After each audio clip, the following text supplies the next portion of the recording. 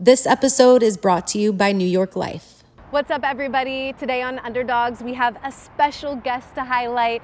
This is Old Man Green. He's a 9-year-old black lab mix here at Front Street Animal Shelter, and he's looking for a family to spend his golden years with, a family to love him and give him as much love as he has to give. Today, me and the old man are chopping it up with Alexander Rossi. From an unlikely path to the top of motorsports to winning the Indianapolis 500 as a rookie, he's built his career on an underdog mentality, never taking the traditional route, never choosing the easy road, and it's made him one of the most respected and outspoken drivers in IndyCar. Alexander Rossi, thanks for coming on UnderDOGS. I know you're busy, so this means a lot. Sure. We know that you love to go fast and you're used to going fast, not just on the track, but in the air too. We're gonna get to that. So we decided to just slow things down a little bit and chill with Old Man Green, a man's best friend. Yep. I know you have a couple of dogs. I do. Do you feel that way? Is that a man's best friend? I do. I felt that you couldn't love anything more than a dog until I had a kid. Yeah, I am very fortunate. I have a golden doodle and then a golden retriever. They're actually related, same mom, which is kind of weird. But yeah, it's one of those things where, as everyone that has a dog knows, like to be able to have a day that was either the highs of highs or lows of lows, and then to be able to come home and it's like the best thing in the world has happened, is a pretty special feeling and moment. And for so many years, I would take both of them to the track with me, and they were a huge part of my life from a racing standpoint as well as my personal life. So I feel very fortunate to have had both of them for going on 9 years now. I know one of your dog's names is Brunner. Brunner, yep. The Breakfast, other one is lunch, and dinner. breakfast, lunch, and dinner. Like, Yep. how did that It's a come made-up about? word. Well, to be honest with you, there was a group of us in Indianapolis who would always get together for like a brunch, like once a month on off weekends. And the brunch progressed into dinner. And so we nicknamed it Brunner, but a couple of times we would actually get in an Uber because we're responsible and go down to our animal shelter that was close to the house. And a couple of times we were very close to getting a dog, and one we actually filled out the paperwork, but someone beat us to it. So long story short, when we finally got a dog, we named it after that. And then my wife named the second dog Diane Keaton, which I don't really want to get into the reasons as to why that is, but we call her Diane. Brunner was really great. Brunner and Diane. Yeah, that's cute. Work related or not, I think it's human nature to really focus on the challenges, right? And it's hard to look back, especially, and think about, oh, these things are amazing. This is the life or the job that I always dreamed of, right? You're always chasing that next thing. And when you look at the world through a dog's eyes, if you will, like every day is a blessing, and every day is something to be excited about. And I think that just going out on a walk with your dogs at the beginning of the day or the end of the day gives you that moment to kind of reflect and ground yourself into the understanding that every day that you have is a gift, and you need to make the most of it. They're the best. They don't care if you finish first or last. That's true. They don't care if you smell good or you're smelly. Yep. They're here to love you regardless. Yeah. Especially if you have food. Exactly. Yeah. Period. Or a leash ready to take them Right, out. That's exactly. the best. Yeah. You grew up just right up the street, Nevada City. I'm sure a lot of people from the Midwest are like, oh, where is that? Yep. What are your fondest memories about growing up here? My fondest memories are really just the beauty of it. I think as a kid, when you grow up in the foothills, you kind of think that you want to be somewhere like that's a big city, right? Because on TV or whatever, it's depicted as energy and things to do and all that sort of thing, and you don't really appreciate the nature that you're surrounded by. And as I've lived in Europe, and as I've lived in cities in London and Prague and Milan and everything, it's like, yeah, that's cool for a moment, right? But to be able to grow up in a place where you have 4 seasons, and I grew up doing all of the summer sports, all of the winter sports, to be able to have that sort of childhood was really special. So you actually you don't mind pumping the brakes here and there? I've learned that that's an important thing to do from time to time. Yes. At what age did you realize, and obviously it was here in Nevada City, that you were really good at racing?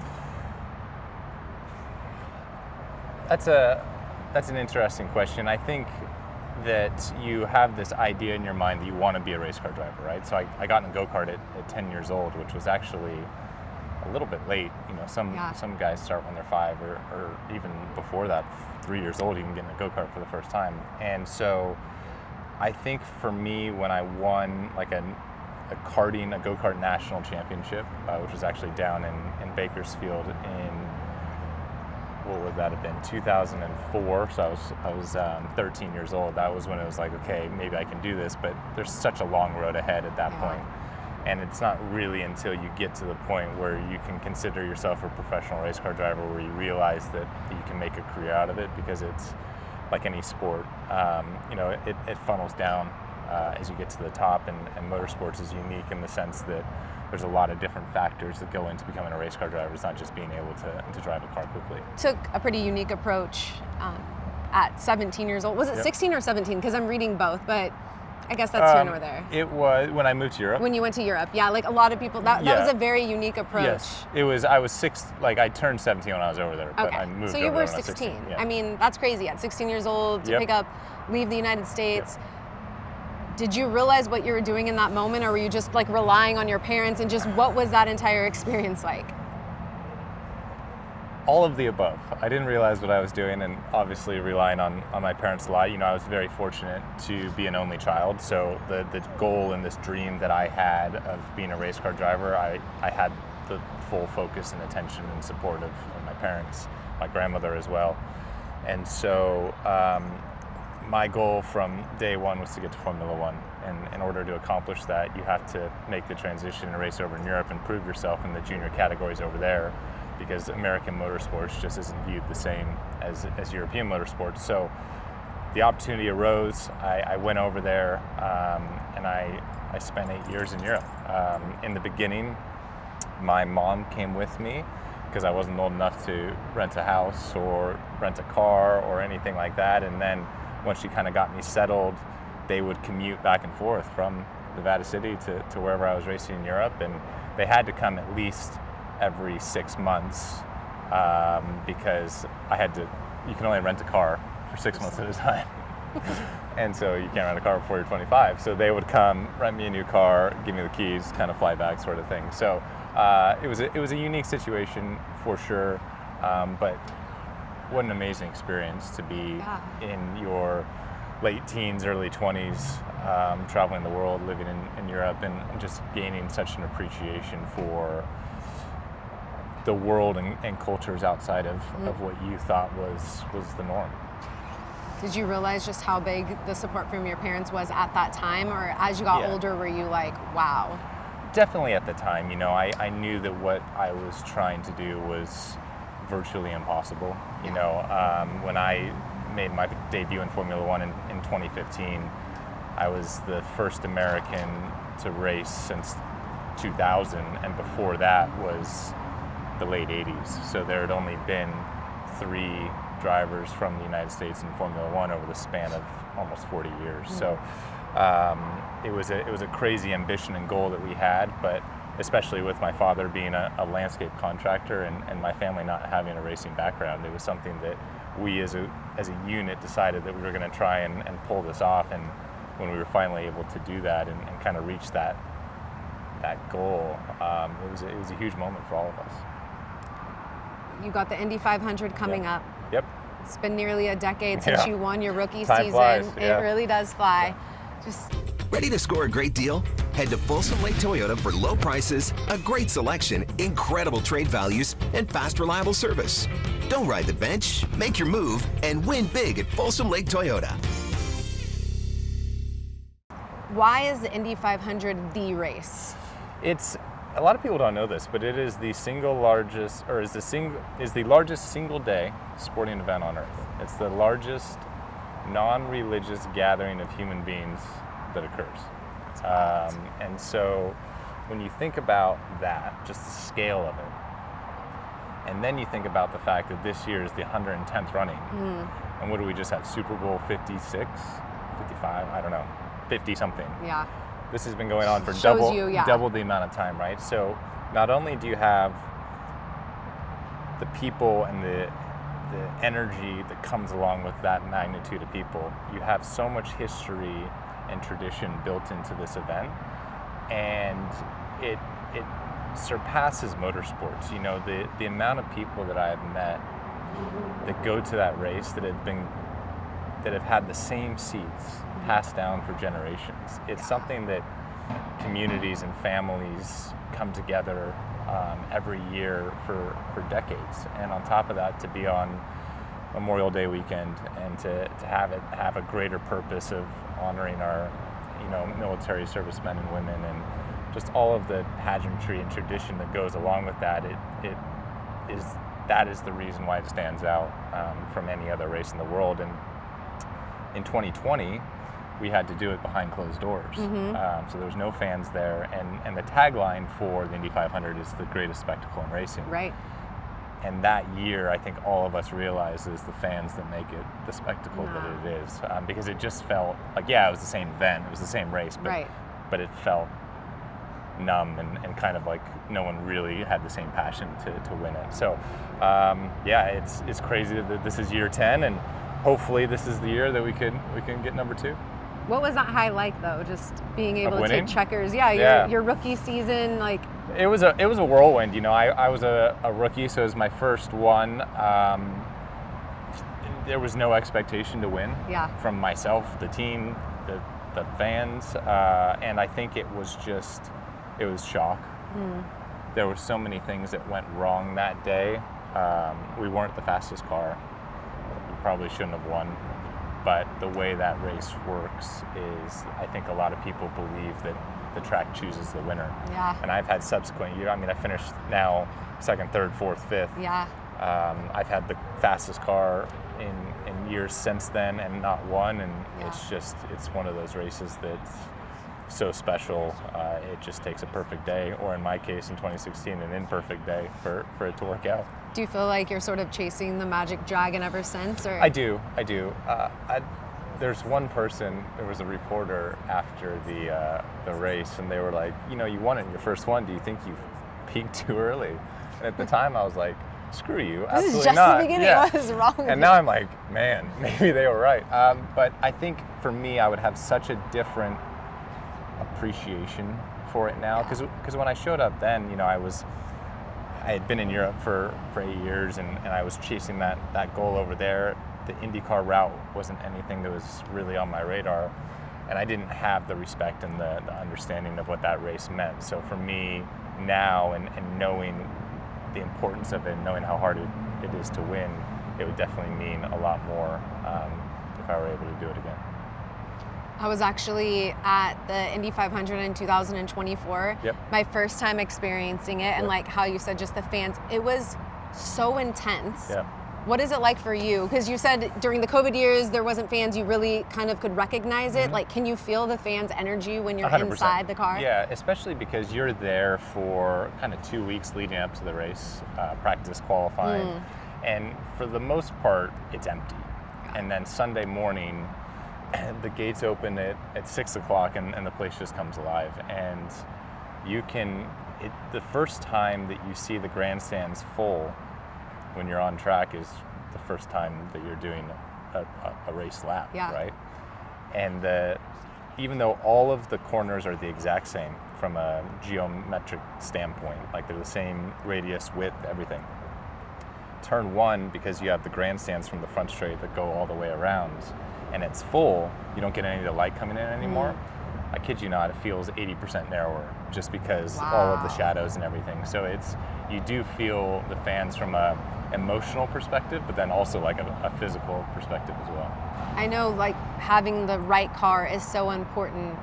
When do you realize, like, this is the car that can get it done, and what are you feeling for in that moment? Yeah, I don't think you ever do. You know, I think you know that you've got, it's funny, it's a 500-mile race, right? But you only spend probably the last 70 miles really driving the car to its absolute limit, because it's counterintuitive, but you don't want to lead that race for the majority of it.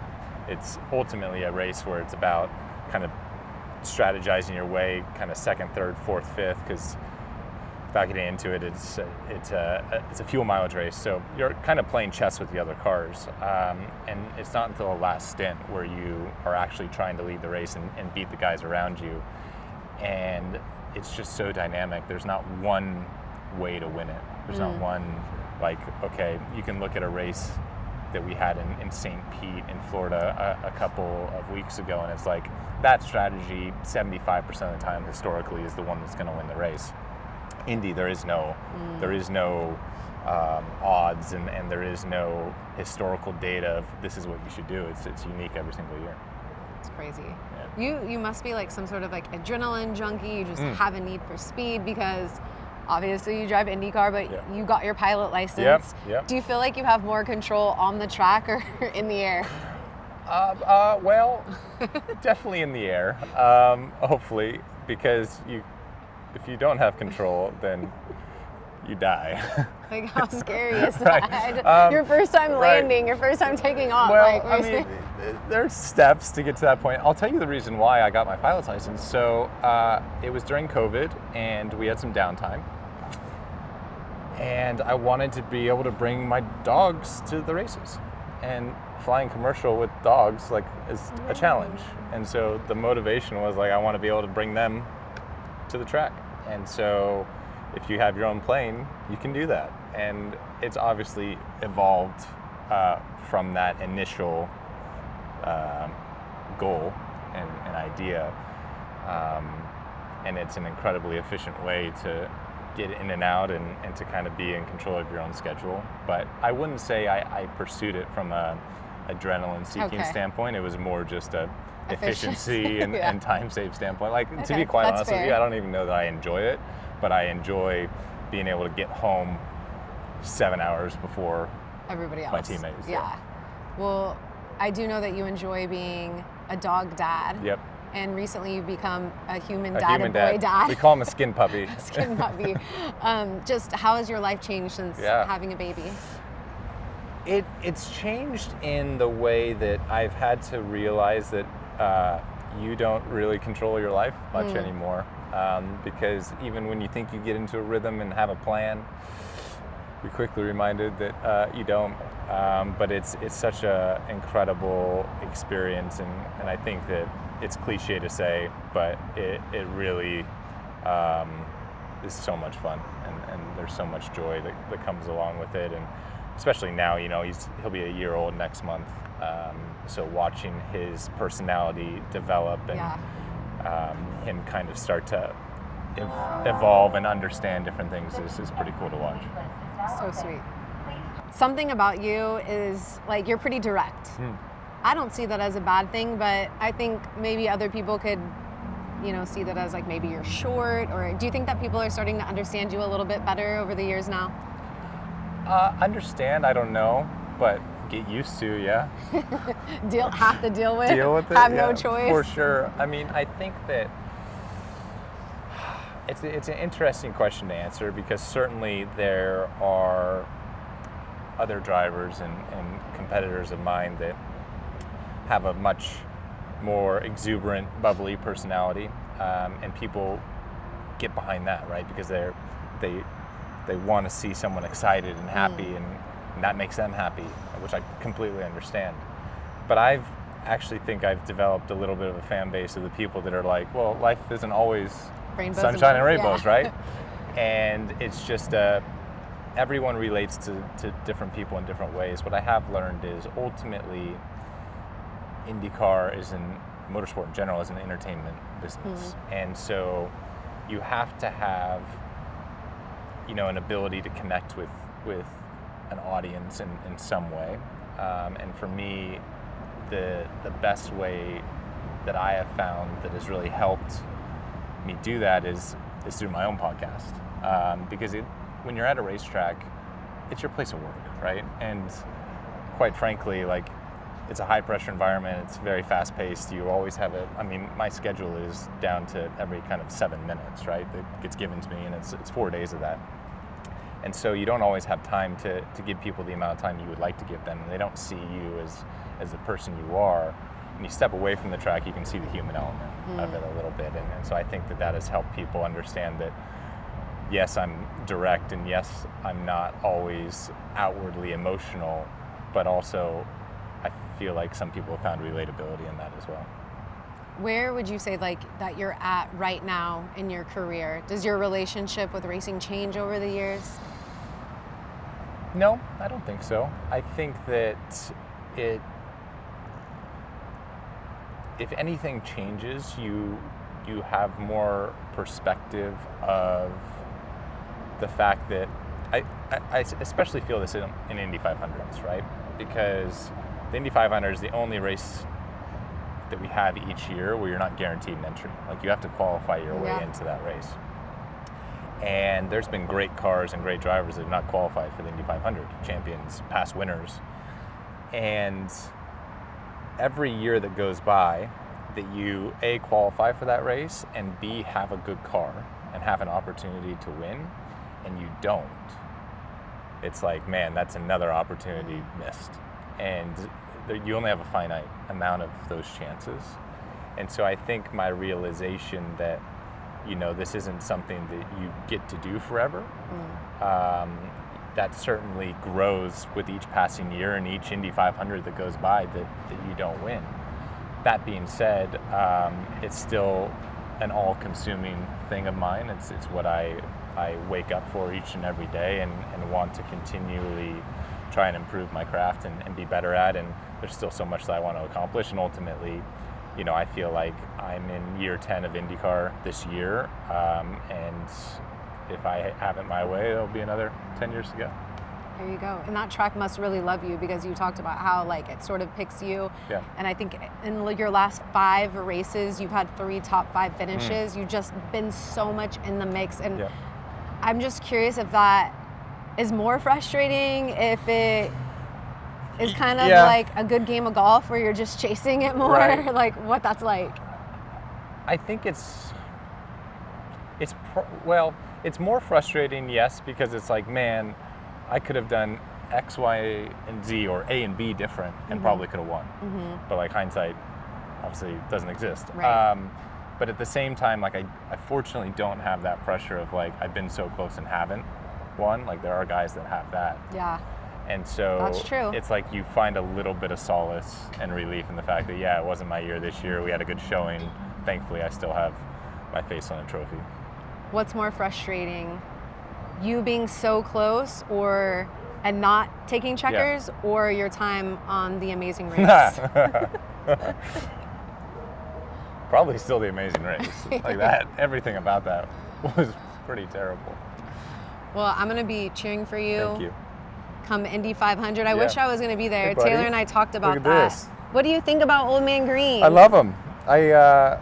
He doesn't seem that old. If he had a little bit of hair color in him. Yeah, he's rolling around on the grass. He's like Sarah, just stressed out. He's just not got some grace for being It's not like he's sitting down all the time. He doesn't seem old. He seems good to go. You think he He's would a sweet boy. He would be good for like a family, single, like what are the vibes that you're getting from him? Seems like a family dog. Right? Yeah. He seems so sweet, and like he just came right up to us. Or maybe if you're single, then you could get a family. With him. For all the like, single guys out there, there you go. Old Man Green is here to be your wingman. I appreciate you coming on the show. Problem. Means Thanks a for lot. having me. Yeah, of course. Absolutely. Wishing you the best of luck. Thank you so much.